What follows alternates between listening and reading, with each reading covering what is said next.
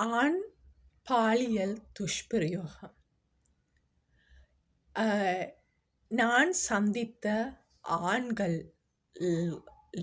அனுபவ பகிர்வு. இன்றைய காலகட்டத்தில் ஸ்ரீலங்கா, இந்தியா போன்ற நாடுகளில் பெண் மருத்துவர்கள், வைத்தியர்கள் பாலியல் துஷ்பிரயோகத்துக்கு உள்ளானது செய்தியாக வெளியாகியுள்ளது.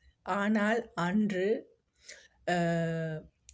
பல ஆண்டுகளுக்கு முன்னதாக, இந்த செய்திகள் வெளிவருவதற்கு முன்னதாக, ஆண் வைத்தியர் ஒருவர் வைத்தியசாலையில் பாலியல் துஷ்பிரயோகத்துக்கு உள்ளான ஒரு சந்தர்ப்பம் ஒன்று இருந்தது. இது வெவ்வேறு நாடுகளில் சந்தித்த ஆண்களை குறித்தான பகிர்வு, ஒரு குறித்த நாட்டவரையோ குறித்த இனத்தவரையோ கொண்ட பகிர்வு அல்ல. ஆகவே என்னை பொறுத்தவரையில் அது மிகவுமே ஒரு ஆச்சரியத்தை தந்த ஒரு விடயமாக அன்று இருந்தது. ஏனென்று சொன்னால், ஆண் பாலியல் துஷ்பிரயோகம் என்பது நாங்கள் அறியாத ஒரு விடயமாக இருந்தது. பின்னர் நான் சந்தித்த ஒரு நபர், அவர் ஆண்கள்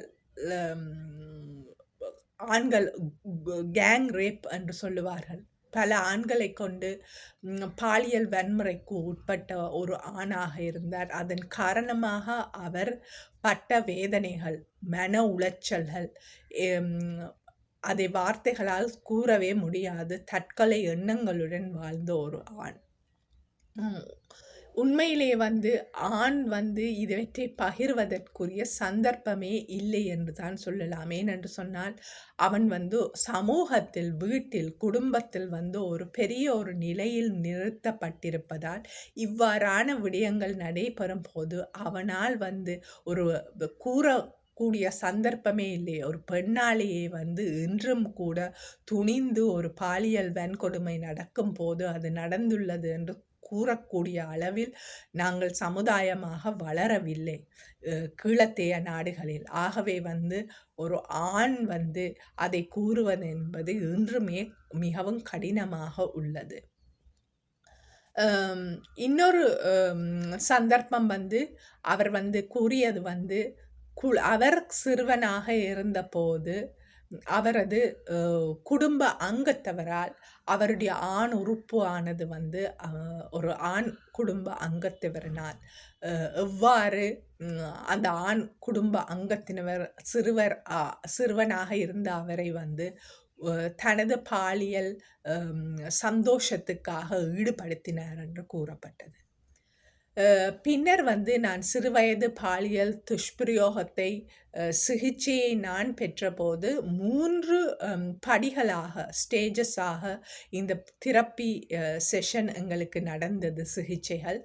அதில் முதல் பகுதி இது எல்லாமே குரூப் தெரப்பி, அதாவது பாதிக்கப்பட்டவர்கள் ஒன்று சேர்ந்து நடத்தப்பட்ட சிகிச்சை முறை. இந்த சிகிச்சை முறையில் முதல் பகுதி பெண்களுடன் மாத்திரம் நடைபெற்றது. ஆனால் 2வது 3வதும் ஆண்களுடன் இணைந்து நடைபெற்றது.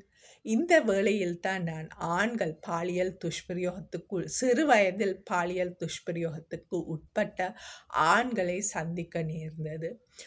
அவர்களுடைய வாழ்க்கை உண்மையிலேயே ஒரு ஆண் அழுவது என்பது நான் எனது வாழ்க்கையில் சந்தித்த போது மிகவும் கடினமாக இருந்தது. ஏனென்று சொன்னால், நாங்கள் இந்த சமூகத்தில் ஆண்கள், எனது வாழ்க்கையில் எங்கள் குடும்பத்தில் ஆண்கள் அழுததை காணவே இல்லை.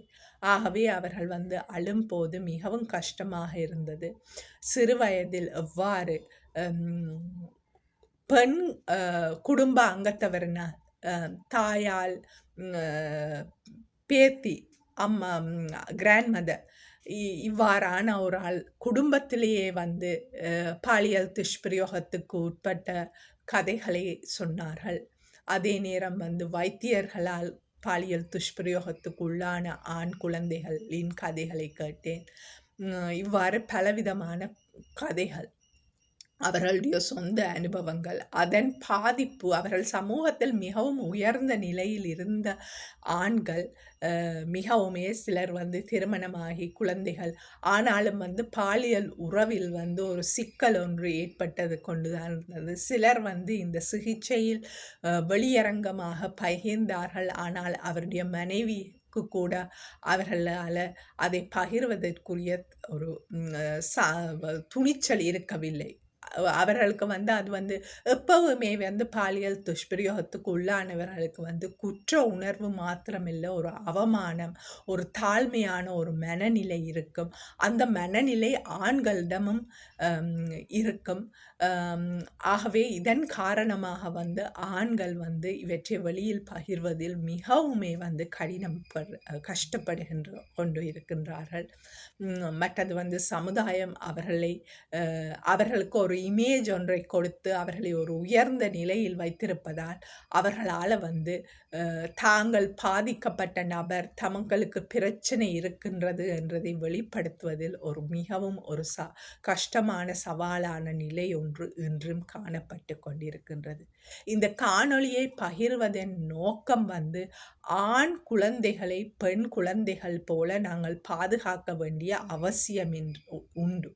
1க்கு 4 என்கிற வீதத்தில் பெண் குழந்தைகள் பாலியல் துஷ்பிரயோகத்துக்கு உள்ளானாலும் 1க்கு 5 என்ற வீதத்தில் ஆண் குழந்தைகளும் பாலியல் துஷ்பிரயோகத்துக்கு உள்ளாகி கொண்டுதான் இருக்கிறார்கள். நாங்கள் கேங் ரேப், கூட்டாக பாலியல் வன்முறைக்குட்பட்ட பெண்களை குறித்து நாங்கள் பேசுகின்றோம். ஆனால் ஆண்களை குறித்து நாங்கள் பேசுவதே இல்லை. ஆனால் அவர்களும் பாதிக்கப்பட்டு கொண்டிருக்கின்றார்கள். நான் டொரண்டோ ரேப் கிரைசிஸ் சென்டரில் பணிபுரிந்த நான், அது பெண்களுக்குரிய ஒரு இடமாக இருந்தது. அதில் பல பெண்களை நான் சந்தித்துள்ளேன், பாலியல் வன்முறைக்குள்ளான பெண்கள். அதே நேரம் பாலியல் வன்முறைக்குள்ளான ஆண்களுக்குரியான ஒரு இடமும் ஒரு இடத்தில் இருந்தது. அங்கு ஆண்கள் தான், நாங்கள் பெண்கள் எவ்வாறு பெண்களுக்கு உதவி செய்கின்றோமோ அவ்வாறு ஆண்கள் ஆண்களுக்கு உதவி செய்யும் இடம் மேலத்தைய நாடுகளில் காணப்படுகின்றது. இவ்வாறான விடயங்கள், அதாவது அண்மை காலத்தில் கனடா, அமெரிக்கா போன்ற நாடுகளில் கத்தோலிக்க மத குருக்களால் பாலியல் துஷ்பிரயோகத்துக்குட்பட்ட ஆண்கள் அவற்றை கொண்டு நீதியை நிலைநாட்டி கொண்ட சம்பவங்கள் பலவற்றை நாங்கள் அறிந்திருக்கின்றோம். ஆனால் இன்று கூட கீழத்தைய நாடுகளில், இந்தியாவில் ஒரு கத்தோலிக்க கன்னியாஸ்திரி கத்தோலிக்க மதகுருவை இடமிருந்து நீதியை கேட்கும் ஒரு சந்தர்ப்பம் உண்டு. ஆனாலும் ஸ்ரீலங்கா போன்ற நாடுகளில் இவ்வாறான விடயங்கள் பெரிதாக நீதியில் நிறுத்தப்படாத விடயங்களாகத்தான் காணப்படுகின்றன.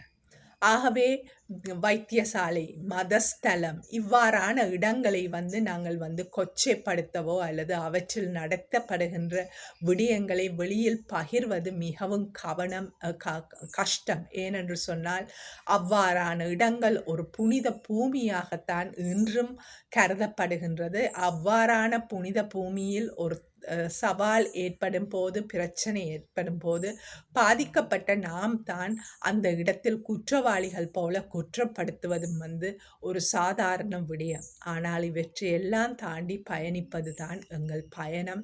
அந்த பயணத்தில் உண்மைகளை நாங்கள் பயப்படாமல் வெளிப்படுத்த வேண்டியது எங்களுடைய கடமையாக இருக்கின்றது. நன்றி.